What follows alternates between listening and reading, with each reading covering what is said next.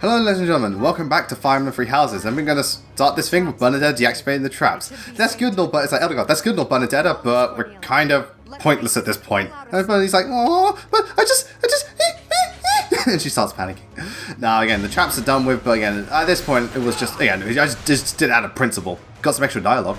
So yeah, we're just finishing up this thing, getting rid of all these guys, these, tinnitus, if I remember correctly. Or whatever it's called. Okay, Gundam. No, you shall be forever known as Gundam. Because, fuck it. It just makes me, yeah, it's just easier that way. Yeah, we just finished up the chapter, and we also get to, see, one massive missed opportunity, and all the more reason that I feel Crimson Flower was something they did right at the end, say goodbye to your shield, is that, basically the same thing happens in the story where Arianrhod, or whatever it's called, gets absolutely nuked by like some sort of missiles. I can't remember which path I've seen the cutscenes, I can't remember which path it is. Before you get to see it get nuked. I think Silver Snow you get to see it. Like I can't remember which ones. If it's all of them except Crimson Flower, that's weird. But again, so Crimson Flower you don't see it. Hubert just ascribes it to you, and I was like, okay, that's odd, but whatever. But again, it just makes me feel that Crimson Flower was done at the last minute because again, there's only one cutscene. There's less chapters. And and even like chapters that share similar story events, there's just one cutscene. Again, there's no cutscene. Yeah, it's like you really couldn't have added a cutscene into this. And good dodge, Hubert. That could have almost cut him in half. But again, Hubert's got the damage. He's not. Again, he's probably bulkier than Lysithea, but he probably doesn't have as good damage output. I think the only reason my Hubert's so strong is because I've been training him for more, whereas Lysithea came in right at the end. Oh, and there goes Edelgard with that fucking short axe. Again. This is her with the short axe. I can't wait to see her with the tomahawk. I'm also wondering, like, because I have a silver shield equipped, I wonder what Edelgard looks like without it. Does she still have a shield, or, is it like I wouldn't be surprised if it's her personal shield, but I just have no silver one, which is replacing it. Again, that's a nice detail too, where the actual equipment you give characters shows up on them. Like, if you give a staff to someone, they actually have it on their backs, and the shields are like literally on their arms. It's again, Fates did the same thing, but. Fates, it was just purely for as an accessory. Hey, Speedwing, sweet. So yeah, Cornelia is not a difficult boss because she's not fast, she just hurts. So if you've got decent enough res, you'll be absolutely fine. Again, decent res and speeds, you'll be fine. But, at this point, it's just kind of like, whatever. I'm just like, fuck it, just go from a distance. Because, let's break it, damn! And again, that woman's like, again, she seems very two-faced as well, because it's type like, oh, she seems calm and collected, and at the last minute she just loses her shit. Again, she acts all sweet and caring. You know what she reminds me of in terms of personality? She's like Camilla taken to the extreme, where she acts all warm, doting, and just like very seductive. And like, you know what? I'm surprised she didn't use her tits as a shield. But when she's angry, she just fucking loses it. Because Cornelia was kind of like that, but we didn't see much of the angry side, more sadistic. With Cornelia, it's like yeah. What a masterpiece. Even here, like, remember when Camilla gets beaten? She kind of like gets a bit delusional in Birthright. Yeah. Arianrhod, sorry. Yeah. Whereas here, Cornelia's like kind of like enjoying it. So yeah, they feel like Cornelia, not out of design, but out of personality, had elements taken from Camilla, but it's taken to a much more extreme level because she's a backstabber. She's quick to flip on a dime and stuff like that, but she still has that thing like the Camilla between the contrast between sweet and sadistic. And, so again, I think that's a thing I just noticed recently, but I'm going to probably notice it more in the Blue Lions, and if my theory is correct, because again, I'm only seeing a very, very brief side of her. Oh yeah, there's Edelgard's uncle, the fucking asshole. Again, I'm sorry. Arundel is the type of person I want to just grab. I want to grab his face and just plant my knee into it, because fuck him, I'm sorry. And again, you can tell that he's working with the ones that sliver in the dark, because he goes on about, oh, did you really have to kill Cornelia? Yes, we did. She tried to kill us with like the tinnitus things. Granted, Cornelia would have made for a really interesting ally, because something tells me she's the type of character where she can probably, well again, she knows how to manipulate people, she probably knows how to pull strings very well, and she's got, she's able to use like either construct or control tinnitus really well. So that would have been interesting to see if Cornelia, again, if like some of the Sliver in the Dark could have been allies like Kronya, that would have been cool. Again, I don't see Cornelia as an ally though, just because character-wise doesn't really make any sense. Kronya I can see because brainwashed. So yeah. And so, did you really have to kill her? Yes, we fucking did. So yeah, I answer with yes, because yes, we fucking did. Edelgard's like, yeah, secretly she does, yeah. The only ones we came to kill. So we weren't here to kill her specifically, but secretly we were. It's like, Professor, don't talk like that. It leaves the room. It's like, nice one, just high fives. Did you know about them? Nice one, Professor. Well, now, if that were the case, would it not have been... Yeah, again, that does bring a good point. Cornelia seems like she would have made for, from a strategic standpoint, This dark cloud the Empire. you know, from a strategic standpoint, it does make sense. But at the same, like, Arendelle saying, like, oh, you could have made really good strategic use out of her. But Edelgard's motive is, yeah, but we're after you because fuck you guys. We do not like, you know, the ones that sliver in the dark. So with Edelgard, she knows what she's doing. It's not just out of being spiteful. Another Arianrhod. Yeah. Just what do you mean? So yeah, it's just very, very cool. I must take my leave now. Yeah, he knows what he's doing. So again, he wanted Cornelia as an ally because it means he just got more people on his side. But Edelgard didn't because Edelgard knows, he's like, if you lose Cornelia, you lose a valuable thingamajig. We just received some Really shocking news. What's the shocking news? Mortal Kombat's not an Evo. What? Yeah, I saw the Evo lineup, which, for those who are unaware, okay, so basically what happened in the story is like, you know, Arianrhod got disintegrated by some sort of missile thing. We don't see that in Black Eagles for some reason, even though the cutscene is there. And Hubert describes it to us, which is kind of lame. Again, it's the same way you don't see the cutscene at the end of part 1 where Byleth falls down the cliff. Like, you couldn't have just changed the cutscene to have Byleth with the army going against Rhea. You really couldn't have done that? Anyway, the Evo lineup is Under Night in Birth, Super Smash Bros. Ultimate, Dragon Ball FighterZ, Tekken 7, Marvel vs. Capcom 2, Street Fighter 5, Soul Calibur 6, Grand Blue Fantasy Versus, and Samurai Showdown. Now, some of these, like Under Night, Samurai Showdown, and Grand Blue are a bit more niche, but at the end of the day, I'm all cool with representation. Tekken, Smash Bros, Soul Calibur, Street Fighter, Dragon Ball, that goes without saying. But Marvel 2? Yeah, it's like, because we killed his, God knows, I don't know what it was to his uncle. Maybe, you know, maybe they were intimate for purely political reasons. I have no fucking idea. Yeah. So it's like, oh, he's gonna be spiteful. Oh, no, my uncle's spiteful. Yeah. And Edelgard knows we can't risk infighting right now. We're so close to winning, we really can't afford this. This is likely what took place back then as well. So yeah, this also gives well busy as to what went down during certain bits. Like, again, we got hints about the missile. It's like, you know, what you call it? Again, I like the Three Houses does allude to other pathways. You know, there's, yeah. So again, we get a hint. Oh, maybe we do Silver Snow, we'll find out more about this. Or we do Golden Deer, we find out more about this. Again, Fates had that problem where, because obviously, Conquest was so focused on setting up Revelations, and Birthright practically ignored it. So whereas this one balances it better, where you just like have a little bit each one, like, you know, knowing who Randolph is. It's like, you know, you get a hint of it in Blue Lions, but it's not like a huge thing. It's not like we see Randolph for multiple chapters. It's just that one and done thing. It's like, here, oh, the missiles, oh, Valley of, what do we call it? And it's like, oh yeah, we get an idea, but it doesn't detract from thing. Whereas Conquest really pushed Revelation hard, and that was kind of its downfall. So anyway, going back to Evo. So yeah, the lineup is cool and all. Like, no Mortal Kombat, I heard it's because of ESPN, Disney owning it, and then like having, you know, Mortal Kombat because of the Joker and Terminator, you know, licensing issues and all that jazz. So, you know, what you're gonna do. But Marvel 2 is definitely a surprise. Not because the game is bad. No, I love Marvel 2. It's one of my favorite. Next to Tatsunoko vs. Capcom, it's my favorite fighting game. I love Marvel 2 so much. But it's like 20 years old, and we have Marvel 3, and yeah, I mean, there's always Marvel Infinite, but we also don't talk about Marvel Infinite, so it's just one of the things like, why Marvel 2? But then that makes me think they'll probably announce Marvel 4, as in proper Marvel 4, not Infinite, which I think will be absolutely fantastic, because yeah, Marvel 2 is the Marvel vs. Capcom game most people love and remember, so announcing Marvel Infinite would be just absolutely, no, sorry, announcing Marvel 4 would be absolutely yes at EVO. I would love that so much.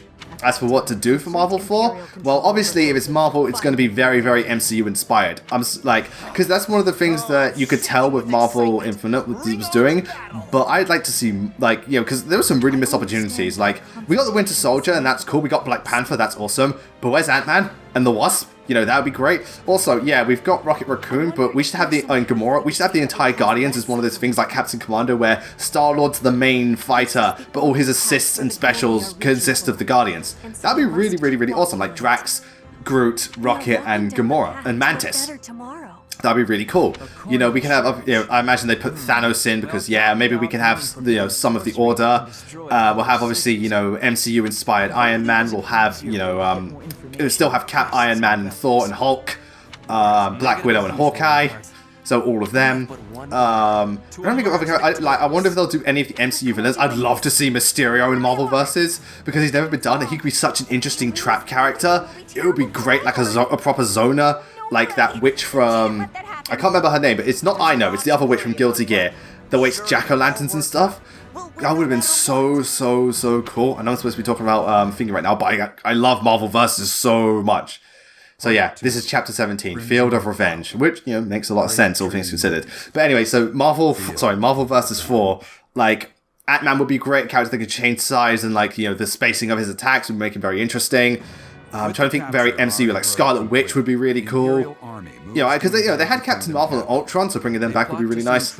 I don't know if they'll do like Killmonger if they've already got Black Panther. They can still make it different, like a dual wielding melee, you know, weapons fire instead of Black Panther, who's more of a fist fire. Yeah. Oh yeah. So back to Three Houses again. This is another interesting thing.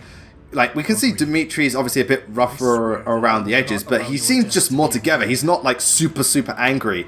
He's a bit more honorable. He's a bit more just right in the head. Obviously, he still has a thing towards Edelgard, but even then, his attitude towards Edelgard, it's not pure. It's more out of, like, yeah, he still has hatred, but in Blue Light, it's, like, legit consumes all of him, whereas here, it's just, I hate Edelgard. It's not where it's literally consumed his entire state of being. So, personally, I think that's really interesting, you know. Yeah.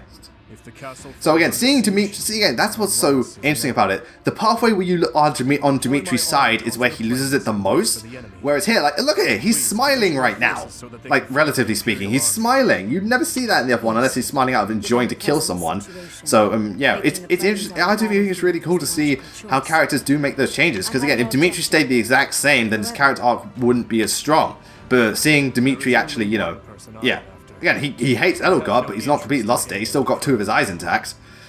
Again, it's just that's what I love about Three Houses. It changes the pathways enough where it still feels natural to the characters, but it's different enough so it's not just going on repeat. Everyone feels and acts differently, and that's what's so good about it. And it would have been like, you know, I'm trying to think. Again, that's why sometimes Fates felt a bit weird because of how some of the characters behave. And there's things like Takumi going nuts makes sense. I think that was one of the best things Fates did. Takumi going nuts in Conquest makes sense because of, you know, how he feels towards you, his inferiority complex, and the fact that you betrayed him and stuff like that. He would do that. But, like, you know, it's just like other things like, you know, all things considered, like, it's just like Camilla and like Leo. I can Leo. Here's one word, because at first he was against you because Leo was jealous and he is a bit cold towards you. But like Xander and Camilla, like Camilla in the end gives up, but generally, like, I feel Camilla would be more open to joining your side. Like, Elise does, because it's Elise, but I feel Camilla would be more open. And even then, even if Xander is loyal to Garen, the way he acted felt very out of character for him. He would have been more negotiable. He would have been more level-headed about it. He wouldn't have just been blind and angry. Yeah, would he have been upset that you left him? Without a doubt. Of course Xander would be angry. He wouldn't be like, oh, all is forgiven. He'd still be angry. But I don't think he'd be so stupid as to just completely blind himself to what's going on. And stuff like that. So again, I like that consistency with Three Houses. But going back to Marvel Versus, yeah. Oh yeah, this is another thing I like too, because you know how many things go, oh no, you have to stay off the battlefield, and the other one's so stubborn, it's like, no, I must stay on the battlefield. It's like, no. This one I like where Hubert's like, strategically speaking, you know, we don't want to lose you right now, but at the same time, if you're not on the battlefield, we're less likely to win, so do it, just, you know, remain cautious, you know. That is why I will refrain from asking you again. You know, he's like, I'll say it once, but you don't have to listen. And again, I like that. They don't go down the cliche route. Ugh. Because also, like, you know, if Edelgard's on the battlefield, the enemies more likely to send out their strongest forces, so we can essentially nip them in the bud before they get a serious leg up on us or stuff like that. You know, we can have a serious advantage. Yeah. So again, it's a logical step to it. So again, I like that. Now, back to Marvel Versus. Yeah, I'm sorry, I'm really interested in just discussing Marvel Versus. So yeah, MCU. Like, Loki would be great. Similar to Mysterio, more of a trickster character where he has a lot of, like, after-image attacks and stuff like that. That would be really cool. Trying to think of other characters. I don't see them doing Vulture. Again, I think Mysterio is more likely. Maybe Hela? They could do Hela for, Marvel vs. 4. Yeah. Oh, this support's quite nice too. Obviously, Ingrid's trying to, get Bernadetta to do more, but Bernadetta's thing is that she does it because she feels she's useless or something like that. She feels she's not worth anything, whereas Ingrid's like, no, you are worthwhile, you are important, you just need to, put yourself out there more. So again, it's very, very sweet. She's not doing it just because, she thinks Bernadetta is lazy. She wants to make the best out of Bernadetta and help her, so... And again, Bernadette is not just doing it because she's scared, she's doing it because she's, she doesn't feel like it's worth the effort because she's a bit self-deprecating. So, it's sweet that the characters, it's not so one-sided. There is reason behind their actions outside of just their base personality. There's more depth there. That's why Three Houses is so good. But anyway, so with MVC 4, I'm trying to think of the Marvel side. Again, we're looking primarily MCU. Because I know, they have, they announced X-Men, Blade, and Fantastic Four, and to be honest, Blade in thing would be fucking amazing. I'd love to see Blade and some X-Men coming back. We need Wolverine back, man. We need Wolverine. He's an MVC, staple. But back on the main MCU part, maybe Taskmaster, because I think he's in that new Black Widow film. I don't know if they want to do some, like Daredevil would be cool. I'd love to see Daredevil, and maybe they'll do Jessica Jones or Luke Cage. Again, that would be quite cool. Keep thinking. Again, we done Guardian. So again, I don't know if I doubt they'll do Ego. Yeah,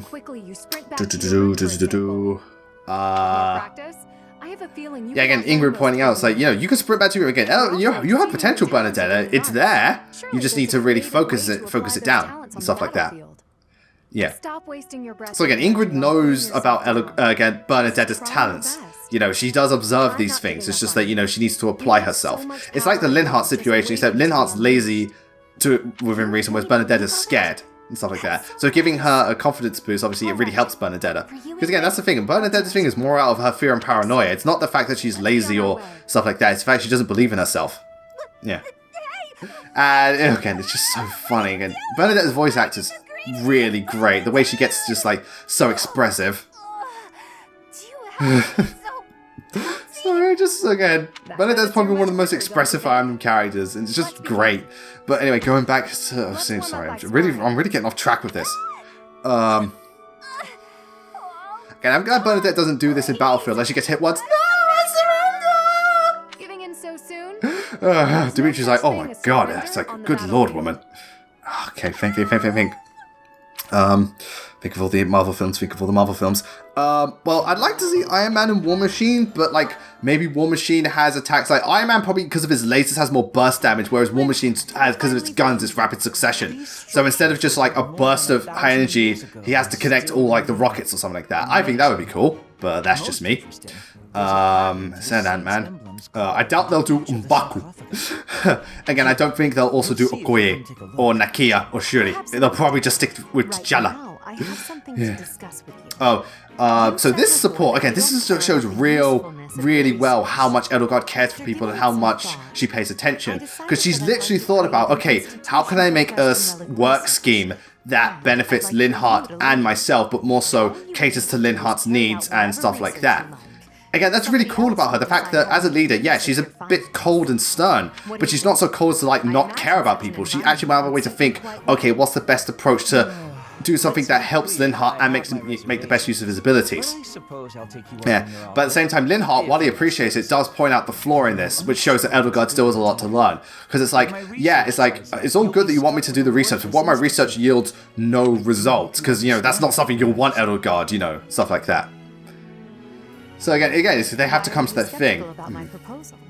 So again, Edelgard is putting forth good ideas, they just need refinement. Linhart and Ferdinand's support really goes into that. And again, a lot of these lords are like that. They have really good potential, they just need refinement in all areas.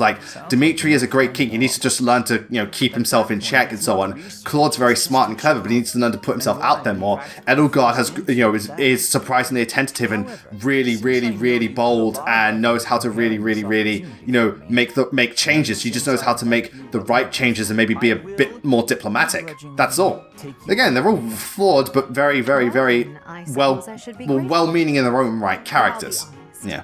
I see little point in bringing you on board if you're So, troubled. back to Marvel. Again, I'm going to go back and forth, back and forth, back and forth.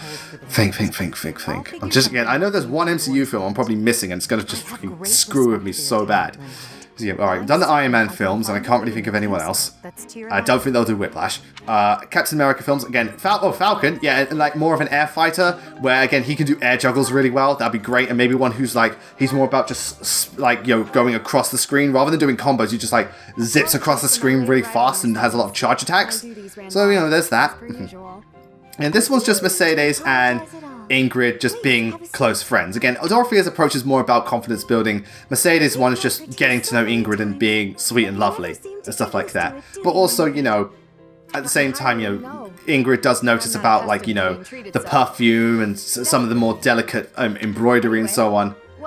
And it's just, you know, it's really, really, really sweet. And it's lovely. Yeah. And also at the same time, Mercedes asks about, you know, the marriage proposal thing, asking Ingrid because she knows about, because Ingrid knows about what it's like dealing with a parent who you feel somewhat entitled to. Not entitled, indebted to. Sorry, yeah, entitled is completely different. But as I was saying, okay, I'm gonna miss it. So we've done Iron Man, done Captain America. I mentioned the 4 ones, and again, it's only really Thor and Loki, unless you want Valkyrie to act like similar to Falcon, maybe, or maybe like, you know, partially drunk as well, or maybe Korg. Hulk again, Abomination probably be just like similar Hulk, maybe similar to Hulk, like a Hulk clone, or maybe it could be a skin. I said about Ultron, Thanos and his lot. Red Skull, I don't know what they do, unless they have him like Captain America, kind of like Captain America, but a bit more zone heavy. But even then, that's just Winter Soldier. Don't you agree? Yeah. It seems the best course of action would be to consider. Yeah, and obviously Ingrid's taking the more extreme approach. Just sever your ties completely, and then kill him just to spite him. It's like, I don't need to go that far. I'll just, you know, turn him down and so on. Yeah. I don't need you to worry about. But again, I completely forgot about Capcom side. I'll get to that in a sec. I'll try and talk about the Capcom side too. I'm just trying to really go through and remember. Come on. Alright, the Ant-Man films. Yeah, Ant-Man was. Ghost, maybe? Ghost could be interesting, where she can potentially have abilities where she comes temporarily invincible, but like she can't hurt you, but you can't hurt her. But it could be a good way to maybe like for a second she becomes that. So it could be really good to like get really close when an enemy does like a super, or like a try goes for a command grab or something like that. That could be really, really cool. So Doctor Strange, I can't really think of anyone. It's, you know, I really don't think they'll do Mordo or Caecilius or the Ancient One. Said about Black Panther, said about Spider-Man, just focus on Mysterio. I don't know if they'll do Vision. Even then, I don't really, you know, whatever. Captain Marvel, I imagine they'll bring back, but Captain Marvel's cool in terms of just, you know, MVC. And again, I like the movie just fine. I thought it was one of, honest to God, I don't know why. I just thought it was one of the better MCU films. I actually found it to be one of the most entertaining. It's not the best, no way, but I don't know. I like Captain Marvel. I get why people wouldn't like it, but I don't know. I legit enjoyed it. To me, because it was Captain Marvel just called more of a, it was a buddy cop superhero film, and I enjoyed that. And again, well, again, I noticed this a lot with, again, the advertising didn't do the film justice, because they really went on this whole, female empowerment thing. Like, again, I'm all for female empowerment, but, like I say anything, if you want to get your message across, don't hammer it in. And I felt the film didn't do that, because it was less about Captain Marvel being a woman, more about her being a human. It was about the human spirit and never giving up, which I thought was a way better message. Again, but again, it's the advertising is kind of what shot itself in the foot. That's the thing. If you want to get your point across, don't make a big deal. And again, I go back to Ruby so many times. Ruby Volume 7, when Jean's, it's like, Jean's partner walked in the door. Jean had a baby. You assume, it's a dude. Walked in the door. It was a woman. They were just like, cool, no big deal. That is it. That's how you do it. Literally, just do it like that. Don't bring attention to it. Just put it out there and let the message speak for itself. Don't hammer fist it in. It just doesn't work. So anyway, this support's quite interesting too, because obviously both of them are, from different things. Their nations have beef with the Empire, and, but Petra's like, Petra's now loyal to like Edelgard and stuff like that. And obviously with Shamir, she was never loyal to anyone. She's a mercenary. But through her supports, and this is like a recurring theme, she does, become loyal to people because she has those friends. She actually thinks to herself, no, I want to fight alongside these people. I actually want to keep my ties. I don't just want to abandon them. So again, it's a good, it is a good thing for both of them. You like, because Petra was obviously more on board, but seeing Shamir reach that thing too, thanks to people like Petra and so on, it's really good. It's probably through people like Petra that she was able to see that, you know, there's more to life than just being a mercenary. It is good to have ties to people or places. So yeah, that's really, really cool. And again, oh, come on, Marvel. Okay, I don't think I'm going to get to Capcom by the end of this. Alright, I'm just going to quickly put this out there for Capcom. You know, in terms of recent stuff, maybe something DMC5 related. Definitely bring in like Leon and Nemesis and just more Resident Evil characters. I imagine Monster Hunter just give us some like the same thing that they did with Thing, just more refined moveset. Maybe they'll do some Mega Man stuff. I'm not sure which exactly. Do you think of anything else Capcom related that they've done recently? Because again, it's mostly Monster Hunter, Devil May Cry, and Resident Evil. So yeah, just stuff like that. Again, Capcom have exhausted a lot of their library, so I can't really think. And obviously maybe some more Street Fighter 5 stuff, like, you know, just characters from that game. But, again, going back to Marvel, I think, again, I honestly think I have covered them, because again, I've done Guardians. Yeah, I think that's it for Marvel. Yeah. Yeah, I probably should have gone with the books one, but oh well. Again, such fancy cakes, man. I don't even know if she likes half of these. I know she likes coffee. But, yeah. So, sorry I didn't talk about Marvel that much. Sorry I didn't talk about Fire Emblem that much, but I tried to squeeze it in. It's just, you know, I'm really excited at the prospect of Marvel vs. Capcom 4. I fucking, you know, love Marvel vs. Capcom so much. It's like one of my favorite fighting game franchises. And, you know, Tatsunoko vs. Capcom is my favorite fighting game, and MVC2 I'll always love. Yeah. No, I'm not making her Grim Marine. Oh yeah, so we get 3 promotions into Masterclass. So first is Bernie as the Bow Knight. So, you know, more move, I'll fucking take it. I think I lose Hunter's Volley, which does suck. I can't remember. I think it's exclusive only to snipers. But at the same time, Bow Knight is additional moves, so, you know. And I think Bow Knights also get additional range too, so that goes without saying. Yeah.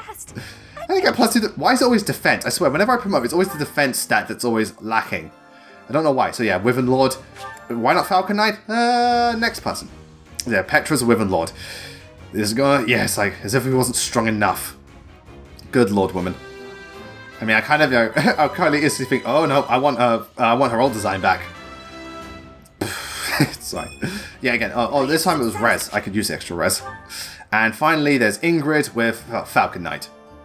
Again, she looks really damn cool. And you know, I'm surprised they just didn't call them Alicorn, like, yeah, because again, they are Alicorns. Then again, Alicorn Knight doesn't... Because again, they're not falcons. They're definitely not falcons. What if they were riding actual falcons? Like, just really big falcons. So it looks like Ingrid already had in that stat. So that's the end of that part, ladies and gentlemen. So we're approaching the end, and I hope you enjoyed this bit. Sorry about the MVC tangent, but next time hopefully be a bit more focused. Anyway, next time it's the final batch of supports until we go on to fight Dimitri and Rhea and pretty much do the point of no return. So I hope you enjoy the last batch of conversations to see where the characters are right before they take on the biggest fight of their lives. Until then, thank you all very much for watching. I will see you next time. Take care and have a wonderful day.